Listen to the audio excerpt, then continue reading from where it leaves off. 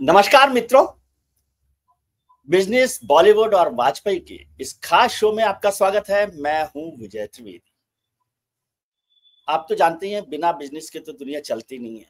सब जो है लक्ष्मीपति की कृपा है, उसी से सारा काम चलता है और बॉलीवुड हमारी जिंदगी को नए रंग देता है। और बॉलीवुड और बिजनेस दोनों पर जो एक्सपर्टीज रखते हैं उनका नाम है वाजपेयी जी। बचपन में मैंने सुना था कि भाई किसी पर सरस्वती की कृपा होती है, किसी पर लक्ष्मी की कृपा होती है। हालांकि हम पर तो दोनों की कृपा नहीं हो पाई, लेकिन ऐसे लोग भी होते हैं जो इस बात को, मैं जिस बात को जिंदगी भर समझता रहा उसको झूठा साबित करते हैं। जिन पर सरस्वती की कृपा बहुत है और लक्ष्मी मित्रों का उनके पास भंडार है। और एक जमाने में आपने देखा होगा कि पहले जो हमारे देवी देवता होते थे, बड़े साधु संत होते थे, उनके पीछे ऑरा दिखाई देता था। यहाँ वो जो ऑरा है ना, वो उनके चेहरे पर दिखाई देता है। तो वो जो रिचनेस है सब तरह की कृपा की, उस रिचनेस के साथ हम ये शो शुरू करते हैं नीरज वाजपेयी के साथ। और नीरज वाजपेयी जी का एक बहुत पॉपुलर शो है द एन शो, वो भी आप जरूर देखिए। उससे आपको बहुत सारी चीजें मिलेंगी, कुछ कुछ आप हासिल कर सकते हैं नीरज जी जैसा, कुछ और जो है आप पर भी आ सकता है। तो नीरज जी बहुत बहुत स्वागत है आपका।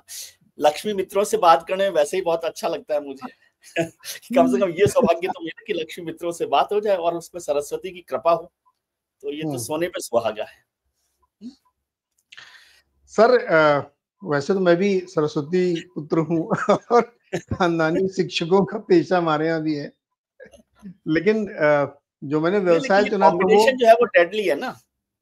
हाँ, ये मैं मानता हूँ कि मैं जिस प्रोफेशन में आया और जिस तरह का काम हमने किया वो लक्ष्मी पुत्रों के इर्द गिर्द ही रहा। तो बहुत सारा अनुभव हमने भी लक्ष्मी पुत्रों की सोच का लिया कि भाई लोग कैसे सोचते हैं। और आपने अभी कहा कि देवी देवताओं के पीछे एक और एक आभा मंडल होता है जी। आपने गौर किया होगा कि देवी देवताओं के हाथ में एक शस्त्र भी होता है तो लक्ष्मी के साथ शक्ति का भी प्रतीक एक उनके साथ हमेशा रहता है। सभी देवताओं के आप हाथ में देखेंगे तो एक न एक शस्त्र होता ही है। शस्त्र होता है, तो शस्त्र का मतलब है कि ताकत होनी चाहिए, बाहुबल होनी चाहिए। कभी पढ़ता था कि बचपन में तुलसी ने कहा कि समरथ को नहीं दोष गुसाई। बिल्कुल। और एक फिल्म देखी थी मैंने, बाहुबली, बड़ी हिट हुई थी। लेकिन आज दुनिया में एक बाहुबली है जो बड़े हिट हो रहे हैं, वो भी बाहुबली 2 हो गए अब तो वो बाहुबली जो दुनिया पर राज कर रहे हैं। हम लोग यहाँ पर दिल्ली में बैठते हैं, वेस्टर्न यूपी के पास है, तो चौधरी साहब कहते हो।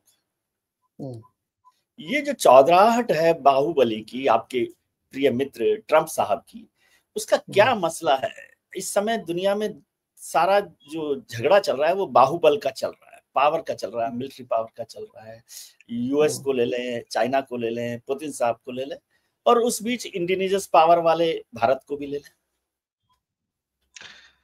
बाहुबली फिल्म में हमको लगता है कि ट्रम्प साहब ने, चौधरी साहब ने बहुत गौर से देखी थी। उसमें एक डायलॉग था, मेरा वचन ही मेरा शासन है। मेरा वचन ही मेरा शासन है। तो डोनाल्ड ट्रम्प जी के जो वचन है वो इस समय पूरी दुनिया के शासन के लिए है कि जो उन्होंने कह दिया तो कह दिया। जो अच्छा, मैं उसको पलट भी दूंगा तब भी मैं ही पलटूंगा। तो उनका वचन ही उनका शासन है और वो वचन बोलने के बाद वो एग्जीक्यूटिव ऑर्डर भी साइन कर देते हैं। वो अक्षय कुमार जैसा तो नहीं है कि मैं जो कहता हूँ वो जरूर करता हूँ और जो नहीं कहता वो जरूर करता हूँ। नहीं करता हूं मैं तो इस समय वही हो रहा है और उन्होंने किसी मित्र को भी नहीं छोड़ा है जी। क्या जापान हो, क्या यूरोपियन देश हो, उन्होंने कहा मैं हूं सिर्फ, और मैं जो कह रहा हूं बस वही सही है, बाकी सब मिथ्या है। विजय जी, बहुत ही गंभीर प्रश्न आपने रख दिया है कि ताकत जो है ना, वो ताकत केवल मसल पावर ही नहीं होती है। बहुत तरीके की चीजें आपके अंदर ताकत आती है। तो किसी विद्वान ने कहा कि पावर इज पावर, और ट्रंप साहब बहुत सारी शक्तियों को धारण करे हुए हैं इस समय। पावर पैक दुनिया है। की पावर पैक्ड है, दुनिया की सबसे ताकतवर इकोनॉमी की ताकत उनके पास है, दुनिया के सबसे बड़ी टेक्नोलॉजी की ताकत उनके पास है, दुनिया की सबसे बड़ी ताकतवर मिलिट्री की ताकत उनके पास है, और दुनिया की सबसे बड़ी कंपनियां जिनका एक एक कंपनी भारत की जीडीपी से भी ज्यादा है, उसकी ताकत उनके पास है। तो पावर इज पावर, मतलब वो एकदम डूबे हुए हैं सर तक तो वो शक्ति उनके अंदर आई है और इसीलिए वो चीजें वो कर पा रहे हैं या उनका वचन उनका शासन हो रहा है। लेकिन यहाँ पे एक महत्वपूर्ण बात ये है कि शक्ति संपन्न आप तब पूर्ण रूप से होते हैं जब आप सिर्फ धन या रिसोर्सेज से नहीं, मिलिट्री पावर भी आपके पास होती, बाहुबल भी आपके पास होता है, तब आप असली ताकतवर बनते हैं। और ये दो देश हमारे, एक पड़ोसी और एक सुदूर वाला, दिखा रहा है, अमेरिका और चाइना, कि मेरे पास मिलिट्री पावर भी है, मेरे पास पैसा भी है, मेरे पास टेक्नोलॉजी भी है, इसलिए जो मैं कहूंगा वही सही है। बाकी सब आप लोग कुछ भी कहते रहिए, लॉजिक और नैतिकता इन सबका कोई मायने नहीं, कोई मायने नहीं। लॉजिक और नैतिकता का कोई मायने नहीं है। आप ये सोचिए कि बाइडेन साहब ने आके यहाँ खुद कहा था कि आप रशिया से तेल खरीदिए वरना दुनिया भर की सप्लाई डिस्टर्ब हो जाएगी, प्राइसेस $100-125 तक चले जाएंगे। तब भारत ने खरीदा। उससे पहले तो भारत का नेग्लिजिबल ऑयल इंपोर्ट था रशिया से, अब जाके हम 35-40% खरीद रहे हैं। अब उसी बात से वो पलट गए हैं। वो वैसे बाइडेन के धुर विरोधी हैं, तो इसलिए वो बाइडेन की तो बिल्कुल नहीं मानेंगे। जो बाइडेन कहेगा मैं उसको उल्टा करूंगा, उसका उल्टा ही करूंगा। तो नैतिकता का कोई मतलब नहीं है, लॉजिक का कोई मतलब नहीं है। आपके पास अगर ताकत है और अगर ताकत सर्वसंपन्न है तब तो फिर कहने क्या है, मतलब सोने में सुगंध वाली बात है ये, कि आपके पास ताकत भी है, पैसा भी है, टेक्नोलॉजी भी है और सब कुछ है आपके पास। नहीं तो इसका रास्ता क्या है सर? जैसे मैंने बचपन में एक वो पोस्टर देखा करता था, घर पे लगा रहता था, छोटा पोस्टर मैं खुद ही लाया था, जिसमें था कि rule number 1 is boss is always right, और rule number 2 if you don't think so, तो फिर रूल नंबर 3 था please see rule number 1। Yes, boss is always right. अब हम जो है बॉस इज ऑलवेज राइट में, ये भारत जो है अमेरिका और चाइना, इन दो के बीच में कहीं फंसा हुआ है, ये अपनी ताकत बनाए हुए है, या जो अभी मुझे नहीं समझ में आता, आपको ज्यादा समझ में आती है बात, डिप्लोमेसी कहें, बिजनेस कहें। अब अमेरिका से, चाइना से नाराज होते हैं हम तो अमेरिका की तरफ देख रहे होते हैं, अमेरिका से आजकल नाराज हैं या अमेरिका हमसे नाराज है तो अब हम चाइना की तरफ, एससीओ की तरफ बढ़ रहे हैं। ये कोई बैलेंस है या कुछ कंफ्यूजन है? दोनों है। मुझे लगता है कि जो डिप्लोमेसी होती है ना सर, अब तक जो होती आई है नेशनल डिप्लोमेसी, उसमें आप कहीं ना कहीं एक मोरल ग्राउंड लेके चलते हैं कि दुनिया एक सिस्टम में चलती है कि आप बहुत अमीर देश है, बहुत साधन संपन्न देश है, तो गरीब देशों की आप मदद करेंगे। ये जो जितने संस्थाएं, WTO, सुरक्षा परिषद, ये सब क्यों बनी है? नैतिकता के आधार पर बनी है ना, उसी के लिए मोरल वैल्यू, मोरल पावर है, बनी है। तो उसी मोरल वैल्यू पे पूरी दुनिया की डिप्लोमेसी चल रही थी, लेकिन करंट सिनेरियो में वो छिन्न भिन्न हो गई है। अब आप बैक टू बेसिक्स पे आ गए हैं। तो हमें, हमारी पॉलिसी क्या थी कि हम इधर भी दोस्ती रखें, उधर भी दोस्ती रखें, बैलेंस बने, और वो ठीक भी था, उसमें कोई गलत नहीं था। लेकिन जब जैसे कहते ना कि अब आपको कॉर्नर कर दिया गया है तो आप कंफ्यूज हैं कि हम करें क्या। कल तक आप अमेरिका के साथ बहुत अच्छे रिश्ते की बात कर रहे थे, अब आप चीन की तरफ जा रहे हैं। जिस दिन ये खबर आई कि 31 अगस्त को मोदी जी जाएंगे एससीओ की मीटिंग में, उसी दिन उसने 25% एडिशनल ड्यूटी लगा दी रशिया से तेल लेने पर, सेम डे। और उसी समय एक दूसरी खबर भी आ गई कि एनएसए साहब जा रहे हैं रशिया। तो चिढ़ाने वाली बात इधर से भी लगी।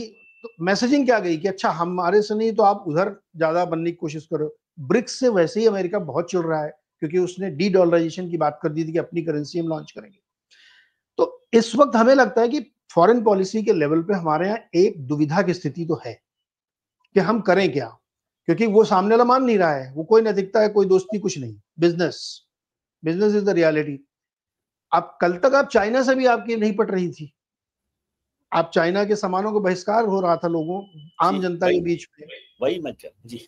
अब हम चाइना की तरफ जाने की कोशिश कर रहे हैं। तो मुझे लगता है कि एक दुविधा की स्थिति है और आपको बचना है इस क्रॉस फायरिंग में। अमेरिका का असली टारगेट एक्चुअली चाइना ही है, लेकिन वो चाइना से लड़ नहीं पा रहे हैं, क्योंकि चाइना भी उतना ही ताकतवर हो गया है, वो भी रेयर अर्थ बैन करके उसने घुटनों पे ला दिया अमेरिका को। तो उस क्रॉस फायरिंग में हमको बचना है, और कहीं ना कहीं डाउन द लाइन जाके हमको लगता है ये एक चीज करनी पड़ेगी कि आपको कोई एक साइड मजबूती के साथ पकड़ना पड़ेगा। रशिया के पास मिलिट्री पावर तो ठीक ठाक है, बड़ी ताकत है, इकोनॉमी उतनी मजबूत या बड़ी नहीं है। उनके पास नेचुरल रिसोर्सेज हैं काफी, गैस तेल बहुत है, लेकिन केवल उसी से काम नहीं चलता है। तो अब देखिए अंत में चल क्या रहा है, मिलिट्री पावर चल रही है।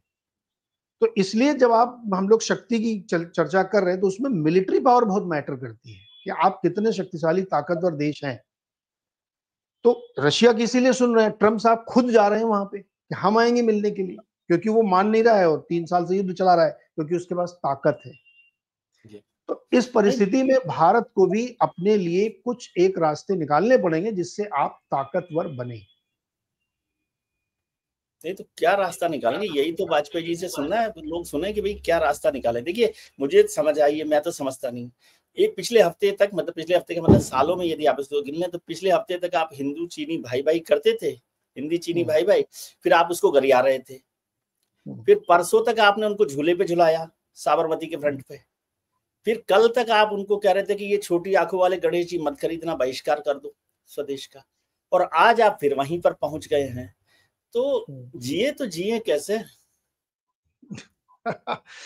जिए तो जिए कैसे का विजय ये है कि अब इस तरह से तो नहीं जी पाएंगे कि आप किसी के भरोसे पर, जैसे एक हिंदी में कहावत चलती है कि अपने मरने से ही स्वर्ग मिलता है। स्वर्ग मिलता है, कोई दूसरे के मरने से तुमको स्वर्ग मिलेगा नहीं, खुद मरना पड़ेगा। इसका भावार्थ ये है कि अब इंडिया में खुद को आप सबल बनाइए। इंडिया मूवमेंट जिसको कह रहे हैं, या भारत का टाइम आ गया है, ये सब जो नारे हैं, इस नारे को अब सच में आपको जमीन पर उतारना पड़ेगा। और उसमें सरकार, उसमें इंडस्ट्री और उसमें लोगों को तो क्या, जो आप कहें वो कर लेंगे, लेकिन सरकार और इंडस्ट्री को अपने आप को री इन्वेंट करना पड़ेगा। ऑप्शन नहीं है आपके पास, क्योंकि आपने ये नजारा देख लिया। इससे पहले आपने 1991 में ये नजारा देखा था जब नरसिम्हा राव जी ने किया था। उससे पहले सोना गिरवी रखने तक की नौबत आ गई थी आपकी। तो हम लोग क्या उस मोमेंट का इंतजार करते हैं कि जब तक अब विपदा आ ही नहीं जाएगी तब तक हम कुछ करेंगे नहीं? ठोकर खा के ही संभलना जरूरी नहीं है ना, आप वैसे संभल सकते हैं, सीख के संभल सकते हैं। तो अब इंडिया मूवमेंट ये कह रहा है कि आप अपने को सबल बनाइए, उसके बिना काम नहीं चलेगा, वरना हर दिन आपको कोई ना कोई नरम गरम करके समझाता रहेगा। लेकिन सर कंफ्यूजन यूं होता है ना कि कल तक, अभी तो मैं ड्राइंग रूम में वो फोटो भी नहीं लगा पाया था, my dear friend Donald Trump, है ना, और तब तक नाराजगी हो गई। ठीक है, और वो साबरमती के झूले की फोटो ठीक से फ्रेम भी नहीं हुई थी कि उससे पहले आप नाराज हो गए, गलवान हो गया। फिर आपने कहा कि लाल आंखें दिखाएंगे, और आज आप फिर वहां जा रहे हैं $100 बिलियन के ट्रेड डेफिसिट के बाद भी। तो पहले मुझे समझा तो दो प्रभु कि क्या करना है। मैं कल वहां पर फिर करूंगा, फिर स्वदेशी करूंगा तो कहेंगे नहीं नहीं, चाइना के इंपोर्ट को तो हम नहीं रोक सकते, और रूस के साथ तो हमें दोस्ती बनाकर ही रखनी है। विजय, अगर आज की अबाउट दिस, नहीं, बिल्कुल नहीं। आज की परिस्थिति में अगर आप कुछ भी करने की कोशिश करेंगे, अपने लिए कंफर्ट ढूंढेंगे, तो आपको चाहे चाइना से चाहे अमेरिका से डील करनी पड़ेगी, यानी आपको झुकना पड़ेगा इन टर्म्स ऑफ फाइनेंस। कि आप या तो चाइना की आप बहुत सारी बातें मान लेंगे, उनके लिए फुल एक्सेस दे देंगे। कुछ दिन पहले शायद ये कहा भी गया था कि अब उनकी कैपिटल को यहाँ आने दिया जाएगा, तो आप उनको फुल एक्सेस देंगे।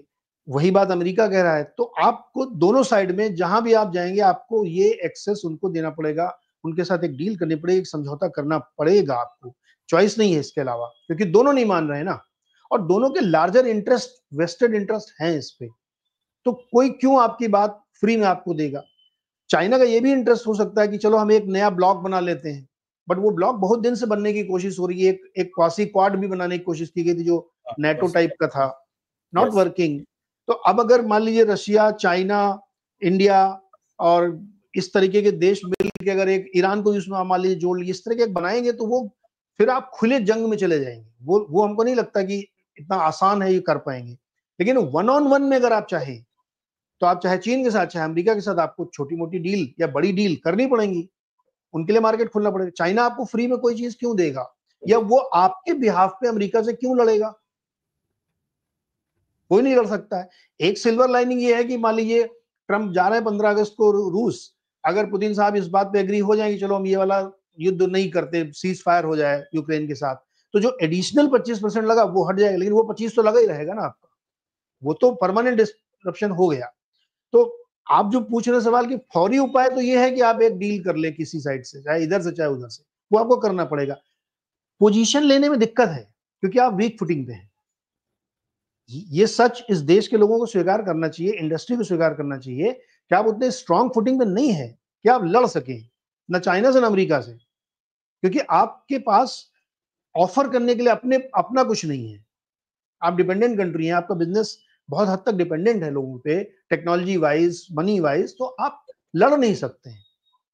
इसलिए वो इंडिया मूवमेंट बार बार घूम के आता है कि अगर आप इस प्रॉब्लम को कोर से सॉल्व करना चाहते हैं तो आपको रीइन्वेंट अपने को करना ही पड़ेगा। लेकिन ये तो और ये सुबह आप आईना दिखा रहे हैं। हम तो सोच रहे थे कि हम फोर्थ इकोनॉमी हो गए हैं, इंडिजिनस हो गए हैं डिफेंस सेक्टर में, और अमेरिका को भी जवाब दे सकते हैं, चाइना को भी जवाब दे सकते हैं। आप तो बहुत सुबह सुबह निराश कर दिया मुझे। आईना दिखा रहे हैं कि भाई आपको अपनी औकात मतलब हैसियत समझनी चाहिए, ऐसा कह रहे हैं आप? मैं आईना क्या दिखाऊंगा सर, आईना हमारे नंबर्स दिखाते हैं। मैं तो जो नंबर बता रहे हैं मैं वही आपसे कह रहा हूँ। और मैं तो, मेरी तो सदिच्छा ये है कि भारत सबसे ताकतवर देश बने, लेकिन मेरी केवल सदिच्छा से नहीं होगा, उसके लिए काम करना पड़ेगा सबको। आप फोर्थ लार्जेस्ट इकोनॉमी बन गए हैं, $4.5 ट्रिलियन की आपकी इकोनॉमी है, लेकिन जिनसे आपका इस समय जिनसे आपकी तकरार चल रही है, एक $30 ट्रिलियन, एक $20 ट्रिलियन है। एक से आप 6 गुना छोटे हैं, एक से आप 5 गुना छोटे हैं, कैसे लड़ेंगे आप उससे? क्वेश्चन ये है। तो एक बहुत शक्तिशाली है और आप हैं, तो इच्छा रखना एक अलग चीज है और ग्राउंड पे लड़ना एक अलग चीज है, मैं ये कह रहा हूं। तो इसलिए आईना देखना भी चाहिए।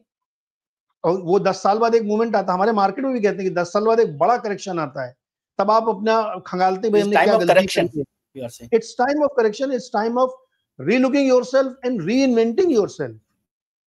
मैं ये मानता हूं कि कैपेबिलिटी है हमारे पास, और मैं ये भी मानता हूं कि हमारा इंटेंट भी है। मुझे इस सरकार के इंटेंट पे कोई शक नहीं, इंटेंट है, बहुत अच्छा करना चाहते हैं, कैपेबिलिटी भी है हमारे देश में, हम करना चाहते हैं, हम करते नहीं। हम कंफर्ट जोन में रहने वाले आदमी हैं, हमको बहुत मेहनत करने से परहेज है। हम चाहते हैं कि सब कुछ बनी बनाई मिले, या कोई एक ढर्रा मिल गया तो उसी ढर्रे को पकड़ के पूरा जीवन हम काट देते हैं। ये प्रवृत्ति जो हमारे देश की है, लोगों की, इंडस्ट्री की खास तौर पे, उसको बदलने की जरूरत है। अभी अभी देखिए, आप ट्विटर पे बहस चल रही है कि आईटी इंडस्ट्री को लेकर के कुछ लोग आलोचना कर रहे हैं, तो मोहनदास पई जी बहुत गुस्सा हो गए हैं। मोहनदास जी कह रहे हैं कि नहीं, ये आईटी इंडस्ट्री के बारे में आप लोग इतना नाराजगी क्यों दिखा रहे हैं? हम लोग बहुत सारे प्रोडक्ट डेवलप करते हैं, हम लोग बहुत सारे, इन्फोसिस ने एक बैंकिंग प्रोडक्ट बना रखा है, उसका इस्तेमाल हो रहा है, बहुत सारे देशों में हो रहा है। लेकिन ये चीजें कहने के लिए ज्यादा हो सकती है, लेकिन इसमें बहुत सारी चीजों में दिक्कत है, क्योंकि आप री इन्वेंट अपने को नहीं कर पा रहे हैं।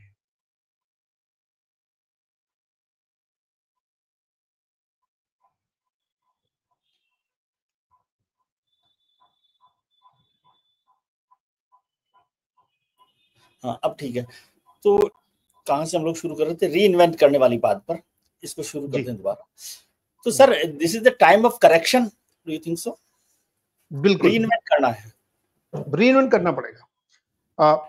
आप देखिए कि इस समय किसी भी इंडस्ट्री को आप देख लीजिए, आप अपनी टेक्सटाइल इंडस्ट्री को देखिए, आईटी इंडस्ट्री को देखिए, डिफेंस को देखिए, या मैन्युफैक्चरिंग को देखिए, आप हर तरह की इंडस्ट्रीज को अगर आप देखेंगे, तो हमारे यहाँ क्या काम होता है? बेसिक काम ये होता है कि हम लोग अगर कोई चीज बना रहे हैं, मान लीजिए, तो उसकी टेक्नोलॉजी हम कहीं से लाए हैं, उसका रॉ मटेरियल हम कहीं से लेके आते हैं, उसको असेंबल करके हम बनाते हैं और फिर उसको हम एक्सपोर्ट कर देते हैं। ये हम कर लेते हैं अच्छे से। लेकिन अगर उस रॉ मटेरियल की जो क्रिटिकल चीज है, अगर उसको किसी ने रोक दिया, तो आप क्या करें? जो मूवमेंट आज है, रेयर अर्थ का मूवमेंट यही है ना, कि उसने कहा कि हम नहीं देंगे। बिल्कुल। हमारी हमारी जो पूरी ऑटो इंडस्ट्री है वो ट्रबल में है इस समय। 2% की सेल्स ग्रोथ है इस साल, पिछले 7 महीनों में, क्योंकि वो मैग्नेट ले नहीं पा रहे हैं आप, क्योंकि रेयर अर्थ आपको मिल नहीं रहा है। वो कह रहा है फिर से अप्लाई करो, बहुत सारी कंडीशन लगाई कि यूएस को नहीं बेचोगे, डिफेंस का आइटम नहीं बनाओगे, तो घूम फिर के फिर वहीं पे आ गए ना आपको। ये री इन्वेंशन आपको करना है, आपको ट्रेडिंग की मानसिकता से निकल के प्रोड्यूसर की मानसिकता में आना पड़ेगा। कार की ड्राइवरी छोड़ के कार के मालिक बनना पड़ेगा। आप हमेशा ड्राइवरी नहीं कर सकते कि मैं जिंदगी भर कार ही चलाता रहूंगा, आप मालिक बनने की कोशिश करिए। ये इस इंडस्ट्री को जरूरत है। और ये अभी एक रिसेंटली कई सारे बड़े उद्योगपतियों ने भी बात कही है। मशहूर बैंकर है उदय कोटक, उन्होंने एक कॉन्फ्रेंस में कही, दिल्ली में हुई थी, जिसमें उन्होंने कहा कि ये समय आ गया है जब एक सेंस ऑफ पैरानोइया आपके अंदर होना चाहिए, कि आपके ऊपर बहुत सारे अटैक होंगे, आपकी मुश्किलें आएंगी, उससे लड़ने के लिए आप तैयार हो जाइए, मेंटली, फिजिकली, फाइनेंशियली, अदरवाइज आप बहुत मुश्किल में आएंगे। एग्जैक्टली मैं वही कह रहा हूं कि ये मूवमेंट वही है कि आपको अपने को मजबूत बनाने के लिए जड़ से मजबूत बनाना पड़ेगा, अदरवाइज आप नहीं बन सकते हो। एक मैं आपको उदाहरण देता हूं, आपको और अच्छा समझ में आएगा। ये दर्शकों को मैं ये कहता हूं कि जैसे एक फैमिली है जिसमें लोग नौकरी करते हैं, सरकारी, प्राइवेट, अच्छी बुरी इररिस्पेक्टिव, वो अपने बच्चों को लिगेसी में क्या देके जाता है? कुछ नहीं देता वो। कुछ नहीं देता। जैसे ही पिताजी की नौकरी खत्म, खत्म बात। तो आप अगर जीवन भर इसी मोड में रहते हैं तो आप अपने लिए लिगेसी नहीं छोड़ते, लेकिन आपके मोहल्ले का जो पंसारी है वो लिगेसी में एक दुकान और एक धंधा करने का तरीका अपने बच्चों को सिखा के जाता है। अगर वो कुछ ना कर पाए तो ये तो कर ही लेगा, ये कर लेगा। That is the problem of this country, कि आपको एंटरप्रेन्योरशिप अपने अंदर लानी पड़ेगी। तो प्रधानमंत्री जी के शब्दों में कहें तो ये आपदा में अवसर का वक्त था। 100% मैं सहमत हूं। इसीलिए मैं कह रहा हूं कि उनकी नीयत सही है, वो कराना चाहते हैं। मैं एक बात आपको बताऊं, मोदी जी स्टार्टअप कल्चर के सबसे बड़े समर्थक हैं इस देश में। खुद स्टार्टअप वालों से ज्यादा उनके बड़े समर्थक हैं। क्यों समर्थक हैं? क्योंकि उनको ये बात समझ में आती है कि अगर 100 स्टार्टअप शुरू हुए तो उसमें 95 डेड हो जाएंगे, वो अनसक्सेसफुल होंगे। ये ग्लोबल फेनोमेना है, होता है, ये ऐसा ही होगा। लेकिन जो 5 सक्सेसफुल होंगे वो 500 1000 गुना बड़े होंगे, और वही देश को चाहिए। तो हमारे इस समय लाखों स्टार्टअप काम कर रहे हैं। तो कुछ लोग यही क्रिटिसाइज करते हैं, लेकिन मोदी जी नहीं करते। मैं इसके लिए उनकी तारीफ करूंगा कि उस मूवमेंट को हर इंसान को समझना चाहिए कि वही आपके लिए ग्रोथ इंजन बनेगा। हाँ, अब स्टार्टअप की आलोचना इसलिए हो रही कि जो लोग स्टार्टअप शुरू कर रहे हैं वो चाय पकौड़ा चिप्स बेचने वाले स्टार्टअप कर रहे हो, तो फिर आप वही गलती कर रहे हो। आप स्पेस टेक्नोलॉजी में काम करो। कुछ लोग कर रहे हैं, बहुत अच्छा काम कर रहे हैं, लेकिन वो बहुत कम संख्या में है, और उसमें से भी अगर 95% नहीं सफल हुए तो आपका रेशियो बहुत कम हो जाएगा। इसलिए जरूरी है। हमारे यहाँ शायद जो जिसको कहते हैं कि $1 बिलियन से बड़ा स्टार्टअप, वैसे स्टार्टअप की संख्या हमारे साथ 100 के आसपास होगी। यूनिकॉर्न जिन्हें आप कहते हैं, यूनिकॉर्न। हाँ, यूनिकॉर्न और ट्रिलिकॉर्न जो है सैकड़ों के हिसाब से 750 अमेरिका में है, हमसे 3 गुना ज्यादा चाइना में है। हमारे यहाँ तो उतना ही है। और जो हमारे यहाँ है उसमें स्वयं पीयूष गोयल जी क्वेश्चन कर चुके हैं कि हम किस तरह के स्टार्टअप बना रहे हैं। तो सबको रीइन्वेंट करने की जरूरत है। आपदा में अवसर है, और इस अवसर को अगर नहीं भुनाया तो हम 10 साल बाद फिर यही चर्चा कर रहे होंगे। सर, अभी आपने उदय कोटक साहब का जिक्र भी किया और स्टार्टअप का भी जिक्र किया, लेकिन उदय कोटक साहब ने, मैंने सुना कि कहा कि अभी जो हमारे बिग हाउसेज हैं, अभी तो हम स्टार्टअप्स की बात कर रहे हैं, लेकिन जो बिग इंडस्ट्रियल हाउसेज हैं जिनको हम समझते हैं बड़े राजनीतिक घराने हैं, उनकी जो नेक्स्ट जनरेशन है वो बहुत ज्यादा इंटरेस्टेड नहीं है इंडस्ट्री को आगे बढ़ाने में, और वो इन्वेस्टमेंट पर काम कर रहे हैं, इन्वेस्टर के तौर पर काम कर रहे हैं। ये क्या है सिस्टम, और इसका क्या फायदा नुकसान हो रहा है देश को? हाँ, ये उदय कोटक जी ने कहा कि जो बड़े बिजनेस फैमिलीज हैं, उनके जो यंग जनरेशन जेनजी है, नए बच्चे हैं, वो लोग अपना कन्वेंशनल बिजनेस नहीं करना चाहते, वो इन्वेस्टर बन गए हैं। कि जैसे कोई स्टार्टअप हो रहा तो उसमें जाके पैसे लगा दिया, या उन्होंने किसी कंपनी में पैसे लगा दिया और एक फैमिली ऑफिस बना लिया। फैमिली ऑफिस क्या होता है कि आपका निजी पैसा उसमें है और वो अलग अलग एसेट क्लास में लगता है, सब कुछ वो आपके लिए मैनेज करते हैं। उसके लिए आप एक बहुत बढ़िया सा फंड मैनेजर हायर भी करते हैं। सारे बिजनेस हाउसेज ये कर रहे हैं। विजय जी, पिछले 3-4 सालों में फैमिली हाउसेज की संख्या बढ़कर 350 हो गई, और वो सब अपना पैसा उसके थ्रू मैनेज कर रहे हैं, है ना, लाखों करोड़ रुपए। तो उनका ये कहना था कि अगर बड़े इंडस्ट्रीज के बच्चे ब्रिक एंड मोर्टार का बिजनेस नहीं करेंगे, फैक्ट्रियां नहीं लगाएंगे, बड़े धंधे में नहीं उतरेंगे और वो इन्वेस्टर बन जाएंगे, तो इस देश में इंडस्ट्री कौन बनाएगा, मैन्युफैक्चरिंग कौन करेगा? आप किसी 9 से 5 नौकरी करने वाले आदमी थोड़ी एक्सपेक्ट करेंगे, वो तो नौकरी करता है बेचारा। तो उन्होंने इस ट्रेंड पे क्वेश्चन मार्क किया था।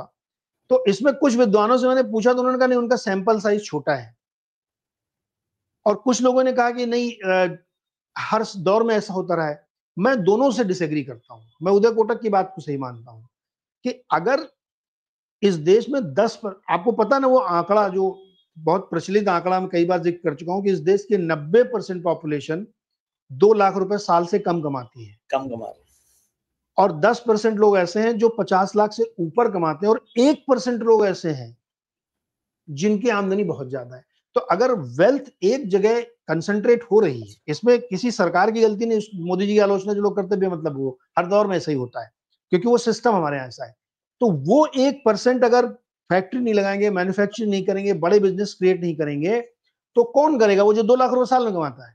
इसलिए उदय कोटक जी कह रहे हैं कि इनको फैमिली ऑफिसेस तो ठीक है आप करिए, लेकिन बड़े बिजनेस में आइए। इसलिए वो ये बात कर रहे हैं, और यही आपदा में अवसर ढूंढने वाली बात है। आपको आश्चर्य होगा कि टीसीएस और इन्फोसिस जैसी कंपनियों की बैलेंस शीट पे हजारों करोड़ कैश पड़ा हुआ है, 15,000 20,000 करोड़ कैश पड़ा हुआ है। उस कैश का वो क्या इस्तेमाल करते हैं? शेयर बायबैक करते हैं, या शेयर स्पेशल बाय डिविडेंड देंगे इन्वेस्टर को। ये तो मतलब वो है कि जब कंपनी के पास कुछ समझ में नहीं आ रहा, कोई धंधा समझ में नहीं आ रहा, तो उसने रिटर्न वापस कर दिया लोगों को। नहीं, आप उस पैसे से एक नई प्रोडक्ट कंपनी बनाइए, रिसर्च के लिए लोगों को दीजिए, उसमें से 10% आप स्टार्टअप में बांट दीजिए, और ये मान के बांटिए कि उसमें से 90% चला जाएगा। तब तो मैं मानूंगा आप नेशन बिल्डिंग में कुछ कंट्रीब्यूट कर रहे हैं, इन्वेस्टर को भी आप फायदा कराएंगे। लेकिन बाईबैक करने से इन्वेस्टर की सेवा हो रही, खाली देश की सेवा नहीं हो रही है, और नहीं, बिजनेस आपका वही है। क्या मैं इसको समझूं, आप इसको समझा सकते हैं कि यदि ये जो ट्रेंड है उसकी एक बड़ी वजह क्या ये हो सकती है? मुझे बिल्कुल भी नहीं पता इस पूरे सिस्टम पर। क्या ये वजह हो सकती है कि जो हमारी इंडस्ट्रियल पॉलिसी या बिजनेस पॉलिसी या फाइनेंशियल पॉलिसीज हैं वो इतनी कंट्रोल या टफ है आज की तारीख में, भले ही हम सिंगल विंडो पर आ गए हो, लाइसेंस राज से निकल गए हो, कि लोग सोचते हैं इस सब में मेहनत करने की बजाय ये तो धंधा आसानी का है। और कोई भी पैसा लगाने वाला आदमी अपना पैसा बढ़ाना चाहता है। नेशन बिल्डिंग में बढ़ाकर यदि नेशन बिल्डिंग होती तो ठीक है, बांट के तो करता नहीं कोई। एक हद तक बिल्कुल सही कह रहे हैं आप कि आज भी हिंदुस्तान में बिजनेस करना बहुत टफ है। ईज ऑफ डूइंग या सिंगल विंडो की बात जरूर है, लेकिन ग्राउंड पे आप जाइए और आपको अगर एक छोटा सा खोमचा खोलना है तो आपको कितनी परमिशन लगेगी, और एमसीडी वाला आके आपको कितना परेशान करेगा, इसकी आप कल्पना नहीं कर सकते हैं। जी। दूसरा, टैक्सेस। हमारे यहाँ टैक्सेस को लेकर के इंडस्ट्रीज के बीच में बहुत नाराजगी है। जीएसटी आज भी आप स्टेबल नहीं कर पाए हैं, और बहुत सी ऐसी चीजों में आपने जीएसटी लगा रखा जो बिल्कुल इलॉजिकल लगता है मुझे। दूसरा कि अगर मैंने जो देखिए कॉर्पोरेट टैक्स कम किया, लोग भी आलोचना करें कि इनकम टैक्स से कम कॉर्पोरेट टैक्स है, लेकिन केवल कॉर्पोरेट टैक्स कम करने से उन्होंने प्रॉफिट बनाया और अपनी बैलेंस शीट क्लीन कर ली। नेक्स्ट स्टेज जो इन्वेस्टमेंट वाली, वहां में नहीं जा रहा है, क्योंकि उनको दिख ही नहीं रहा है कि रिटर्न बनेगा हमारा।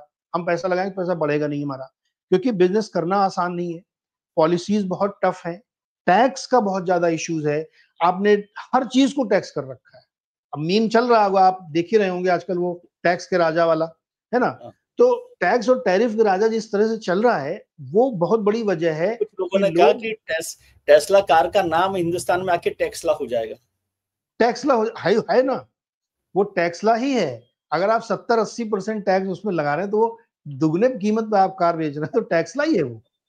तो ये बहुत आपने सही पॉइंट है, ये कारण है सर। यही आपदा में अवसर है कि सरकार को इस पे सोचना चाहिए कि इंडस्ट्रियलिस्ट क्यों बिजनेस नहीं करते। हम लोगों ने पिछली बार चर्चा की थी कि 14 दिन का विशेष सत्र इस पर क्यों नहीं होता हमारे यहाँ, कि हम लोग अपनी इकोनॉमी में क्या गलतियां कर रहे हैं, क्या नई चीज करनी चाहिए। इसको एक ओपन स्पिरिट में करिए ना, इसको किसी का आलोचना के तौर पे क्यों देखा जाए कि भाई टैक्सेशन का इश्यू है। खुल के बताइए। आप नहीं बताते लोग तो हम दुबई चले जाएंगे, क्योंकि वहां टैक्स के बेनिफिट है हमारे पास। तो ये बिल्कुल सही पॉइंट है आपका कि एक हद तक ये बात बिल्कुल सच है कि यहाँ बिजनेस करना अभी भी आसान नहीं है। रिटर्न बनेगा इसकी कोई गारंटी नहीं है, और किस किस तरीके की मुश्किलें आएंगी इसकी भी कोई गारंटी नहीं है। तो बिजनेस के लिए एक जो बेहतर एनवायरनमेंट चाहिए, वो क्रिएट करना सरकार का काम है, और फिर पैसा लगाना इंडस्ट्रीज का काम है। लेकिन सर, जैसे आपने कहा कि आलोचना मत कीजिए, सेशन बुलाइए 14 दिन का, अभी तो हम एसआईआर से ही नहीं निपट पा रहे। और फिर दुष्यंत कुमार जी को आपने पढ़ा ही होगा कि मत कहो आकाश में कोहरा घना है, ये किसी की व्यक्तिगत आलोचना है। तो यहाँ तो आकाश में कोहरा घना कहना भी व्यक्तिगत आलोचना हो जाती है। लेकिन मसला ये है कि अभी एक मैं सीरीज देख रहा था, उसमें आपने जितनी बात कही नेशन बिल्डिंग की, तो उसने कहा कि ये जो देशभक्ति का या नेशन बिल्डिंग सो कॉल, मैं केवल सीरीज के फिल्म के हिसाब से बात कर रहा हूँ, फिल्म पर भी जाएंगे। तो उसने कहा कि ये जो देशभक्ति की बातें जो लोग करते हैं वो आपको बना रहे हैं, जो भी आप समझते हैं शब्द, और ये चूरन है, और पब्लिक को चूरन पसंद है। तो ये पब्लिक को चूरन पसंद है, मैं आप नेशन बिल्डिंग करवा रहे हैं। खुद तो डोमिनिका की सिटीजनशिप लेंगे। सही है। तो इसका कोई रास्ता इसको आप ऐसे समझिए ना कि जो लोग भारत की शिक्षा व्यवस्था पर प्रश्न कर रहे हैं, उनके बच्चे कहाँ पढ़ रहे हैं? अमेरिका में। तो आप यहाँ की व्यवस्था की आलोचना कैसे कर सकते हैं? आपका बच्चा तो वहां पढ़ रहा है। अभी जो आपके राजस्थान में झालावाड़ में शायद एक घटना हुई थी, जहाँ पे बिल्डिंग गिरने से कई बच्चे मर गए थे, तो मैंने एक ट्वीट लिखा था कि अगर सरकार एक ऑर्डर जारी कर दे कि सभी प्रकार के सरकारी कर्मचारी, राजपत्रित, अराजपत्रित और गवर्नमेंट एड वाले जितने भी संस्थान हैं, उनमें काम करने वाले कर्मचारियों के बच्चे सरकारी स्कूल में पढ़ेंगे। डीएम साहब का लड़का जिस दिन प्राइमरी स्कूल में जाना शुरू कर देगा सरकारी वाले में, आप देखिए कैसा चमकेगा वो स्कूल, सिस्टम ठीक हो जाएगा। लेकिन मुझे क्या पड़ा है, मैं क्यों करूं? झालावाड़ के डीएम साहब ने तो कहा कि मैंने पहले ही कहा था ये जो स्कूल की छतें कमजोर है, स्कूलों को ही बंद कर दो। हाँ, ये एक अच्छा तरीका, जैसे हम लोग कंप्यूटर जब शुरुआत में चलाते थे, कोई प्रॉब्लम आती तो शट डाउन कर देते थे और रीओपन कर लेते, थोड़ी देर फिर चल जाता था। अगर प्रॉब्लम सॉल्विंग का ये तरीका डीएम साहब ने सुझाया है तो ये अच्छा है, सारे स्कूलें बंद कर दो, झंझटे खत्म, न रहेगा बांस न बजेगी बांसुरी, जब स्कूल ही नहीं गिरेगा क्या। मेरे को लगा कि वहां पर बच्चों की गलती है कि वो वहां पढ़ने आए थे, नहीं तो नहीं मरते ना। हाँ छत तो बिल्कुल, गिर जाती, क्या फर्क पड़ रहा। बिल्कुल बिल्कुल, आई एग्री। आप मैं कह रहा हूँ कि आपके नोएडा की अगर सड़क टूटी तो आप क्यों निकल रहे हैं उस सड़क पे? हाँ, वही घर में रहिए यार, डंजो से खाना मंगा लीजिए, ब्लिंकिट आपकी सेवा में है। तो पहले से, और ये बात तो पहले से सुनते आए ना कि ब्रेड नहीं हो तो केक खा लीजिए ना, ब्रेड का इंतजाम नहीं है। और केक ना हो तो पेस्ट्री भी मंगा सकते हैं, पेस्ट्री भी चल सकती है। सर, एक चीज जिस पर आपकी महारत है बिजनेस के अलावा, वो है बॉलीवुड, इसलिए हमने प्रोग्राम के नाम में भी बॉलीवुड को जोड़ा। अभी इस हफ्ते 15 अगस्त को एक बहुत ही कल्ट फिल्म है शोले, उसके 50 साल पूरे। मेरे ख्याल से हिंदुस्तान की 3 पीढ़ियां होंगी जिसने शोले देखी होगी और शोले के डायलॉग्स याद होंगे। आप कैसे देखते हैं ऐसी कल्ट फिल्में? कैसे आप शोले को डिफाइन करते हैं आज 50 साल बाद? मतलब 50 साल बाद भी हम चर्चा कर रहे हो, 50 साल बाद तो हम अपनी चर्चा नहीं करते। मैं इससे बहुत मतलब जिसको होता है कि वो फिल्म जो है ना, मेरे बहुत दिल के करीब है सर। इसलिए करीब है कि उसमें रियल फिल्म मेकिंग आपको दिखती है कि जब आप सिनेमा बनाते हैं ना तो वो ऐसा बनना चाहिए। वो कल्ट फिल्म बनी इसलिए, उसमें उसके डायलॉग्स, उसके गाने, उसके एक्टिंग, उसमें जो एक एक सीन क्रिएट किए गए हैं वो अद्भुत है, और इसीलिए वो फिल्म आज भी रिलेवेंट है। लोग आज भी उसको अगर कहीं आ रही तो देख लेते हैं, या उसके डायलॉग सुना देते हैं, उसके गाने सुना देते हैं। उस फिल्म को बनाने में न सिर्फ मेहनत लगी है, मैं तो कह रहा हूँ कि बहुत, जैसे एक मूवमेंट होता है सर हर एक कलाकार की लाइफ में कि कोई एक रोल वो बहुत बढ़िया कर जाता है। मैं ऐसे बहुत सारे एक्टरों के आपको एक एक फिल्म में गिनाऊंगा जो उसके बाद उससे अच्छा कर नहीं पाए। शोले लगभग वैसी ही फिल्म थी जिसमें सभी ने एक ऐसा काम कर दिया कि जो एक मिसाल के तौर पे है। मतलब इतने कैरेक्टर्स ने इतना बड़ा काम किया जो शायद किसी फिल्म में होता। हाँ, कलेक्टिवली, उसमें ऐसा नहीं था कि एक कैरेक्टर अच्छा, सारे कैरेक्टर उतने ही बढ़िया काम करे, उतना ही बढ़िया लिखी गई, उतना बढ़िया म्यूजिक बनाया गया, बहुत सारी चीजें उसमें हुई। और इसके पीछे की दिलचस्प कहानियां आपको बताऊं मैं आपको। अभी 50 साल का मौका है तो मैं आपको बताता हूँ इसमें क्या क्या दिलचस्प है। 1975 में ये रिलीज हुई थी और 1975 में दीवार भी रिलीज हुई थी। वो भी एक, दोनों में अमिताभ बच्चन थे, वो भी एक सुपरहिट फिल्म थी। सुपरहिट फिल्म थी। शोले उससे बड़ी, शोले पहली फिल्म है हिंदुस्तान की जिसने सिल्वर जुबली बनाई, और शोले फिल्म ने जितना बॉक्स ऑफिस ग्रॉस कलेक्शन किया था वो अपने आप में एक रिकॉर्ड है। और सिर्फ भारत में नहीं, सोवियत यूनियन उस समय हुआ, वहां भी वो बहुत हिट हुई थी, बहुत हिट हुई। अब इसमें एक मजेदार किस्सा समझिए, ये फिल्म जब रिलीज हुई तो शुरू में नहीं चली है, लोगों को पसंद नहीं आई, क्योंकि उस समय पता नहीं प्रचार नहीं हुआ या जो भी नहीं हुआ। इतना मिक्सचर जो है, बाद में वर्ड ऑफ माउथ से ये फिल्म इतनी बड़ी हिट बनी कि स्वयं रमेश सिप्पी जी को भी शायद ये अंदाजा नहीं था। क्योंकि एक बार रमेश सिप्पी जी से किसी ने पूछा कि आपने इतनी बड़ी फिल्म बनाई है जो वर्ल्ड की हिस्ट्री में लिखी जा रही है, शोले, दोबारा बनाइए ना आप एक और फिल्म ऐसी। बोले वो फार्मूला जिस दिन मुझे पता चल जाएगा मैं दोबारा बनाऊंगा। ये इस तरह की फिल्म शोले है। अब इसमें एक और मजेदार बताता हूँ आपको बात। इसमें एक कव्वाली थी, वो कव्वाली फिल्म नहीं है। इस फिल्म को रिलीज करने से पहले जावेद अख्तर, सलीम जावेद, रमेश सिप्पी, एक्टर्स के बीच में इतना डिस्कशन हुआ था कि इसको जब रिलीज किया जाए तो उसमें बहुत सारे सीन काट दिए गए। आपको याद होगा वो बाद में अभी कुछ समय, कुछ एक दो साल पहले एडिशन किया गया था, फिर से वो डायरेक्टर्स कट रिलीज की गई है। तो वैसे ही उसमें एक कव्वाली थी, चांद सा कोई चेहरा न पहलू में हो, चांद सा कोई चेहरा न पहलू में हो तो चांदनी का मजा नहीं आता। ये कव्वाली उस फिल्म में थी, पहले रिलीज से पहले हटा दी गई क्योंकि एक कंसेंसस बना कि यार ये कव्वाली नहीं चलेगी, नहीं चलेगी फिल्म। वो कव्वाली आज भी यूट्यूब में पड़ी, आप सुन सकते हैं। वो कव्वाली उस दौर में हर आदमी ने सुन रखी थी, लेकिन वो फिल्म में नहीं।